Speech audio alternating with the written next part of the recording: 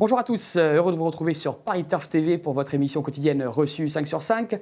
Aujourd'hui, pour m'accompagner, Florent Béas. Florent, bonjour. Bonjour Alain, bonjour à tous. On prend la direction de Cagnes-sur-Mer, sur les bords de la Méditerranée, avec un quintet en obstacle après 2 semaines de quintet au trot. Et une belle épreuve, le prix de la promenade des Anglais. Quintet assez intéressant mais relativement ouvert, ils sont 16 à en découdre, des concurrents plus ou moins expérimentés.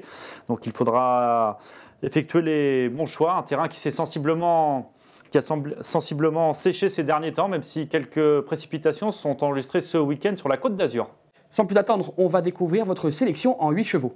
Tout d'abord en tête, le numéro 2, My Marlim, suivi du 9, Kingston, l'As, Vangel de Cerisy, le numéro 10, Kalingari, le 16, Dongari, le numéro 7, Vénus Desbordes, le 14, Obelio Mamaka et enfin le 8, I Want It All.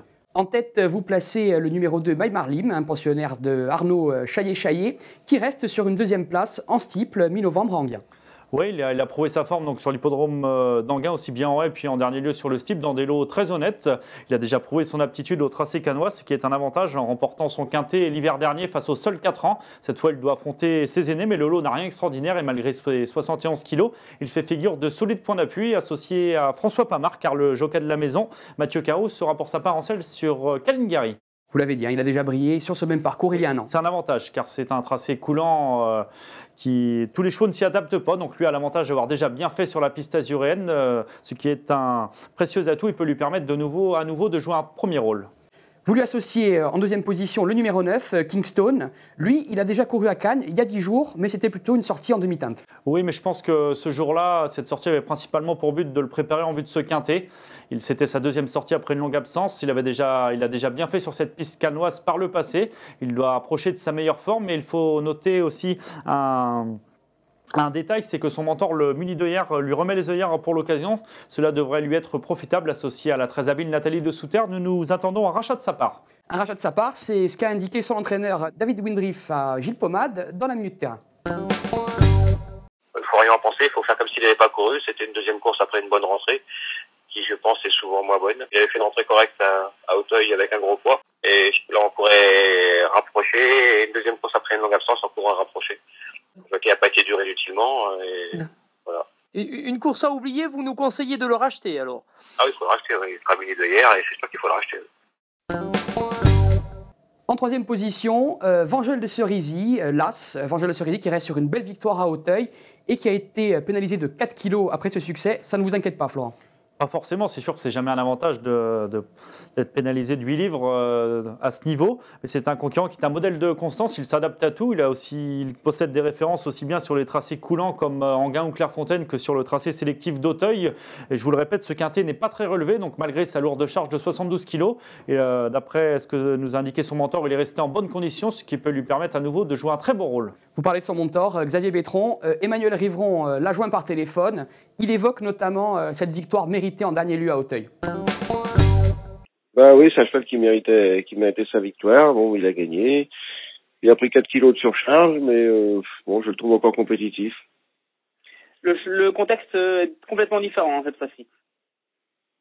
Oui, c'est Cagnes, mais bon, c'est un cheval qui a gagné à Fontainebleau, qui a fait Lyon, qui a gagné à Enghien, il a gagné à Auteuil. Bon, il fait un peu tout. Hein. Non, c'est un cheval qui est assez facile, il est assez polyvalent. Donc il n'y a pas de raison qu'il ne confirme pas sa superbe fin d'année. Oui, le cheval est bien. Hein. Après Auteuil, on ne savait pas exactement ce qu'on allait faire, mais donc le cheval nous a montré qu'il était capable de recourir, donc voilà, on recourt. Xavier Bétron est assez clair, hein. Il a dit on recourt, c'est-à-dire que le cheval est en belle forme. Le cheval est resté en bonne condition, donc il le présente certainement à bon escient. Nous vous conseillons de le suivre à nouveau malgré sa lourde charge. Juste derrière, en quatrième position, vous placez le numéro 10, Kalingari. Elle reste sur une 6e place en dernier lieu et elle est plutôt sur la montante.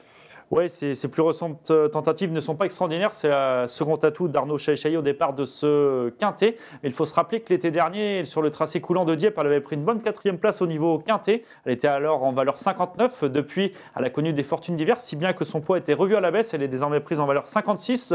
Je vous le répète, Mathieu Carou, le premier jockey de la maison Chaillet, lui sera associé. Il aurait pu tout aussi bien pu monter My Marlim, qu'il a l'habitude de lui être associé. Donc il faut certainement y voir un signe. Je vous conseille de la racheter. Ce n'est pas un coup sûr, mais elle fait figure d'outsider séduisant, désormais prise donc en valeur 56, progressivement baissée au poids. Donc on a compris, hein. Écoutez Florent, il faut la racheter, on ne sait jamais. En 5e position, le numéro 16, Dongari. Lui, c'est tout simplement le cheval, ce cheval blanc qui s'est imposé dans la course de référence le 4 décembre dernier, le prix de Cardiff. C'est vrai, ce jour-là, on peut le revoir sur les images. D'ailleurs, il s'imposait assez facilement. Le lot était très correct. C'était un handicap fourni en partant. Il s'imposait vraiment avec la manière. En meeting, on sait que la forme prime le plus souvent la classe. C'est un concurrent qui a montré quelques moyens en début de carrière. Il a ensuite connu des fortunes diverses, mais il est en net regain de forme. Il sera de nouveau confié à Anthony Lecordier, qui l'a mené au succès en dernier lieu. Et malgré 4 kilos de pénalisation, il peut profiter de sa grande forme actuelle pour espérer se surpasser et franchir un nouveau palier en se plaçant dans la bonne combinaison de ce quintet.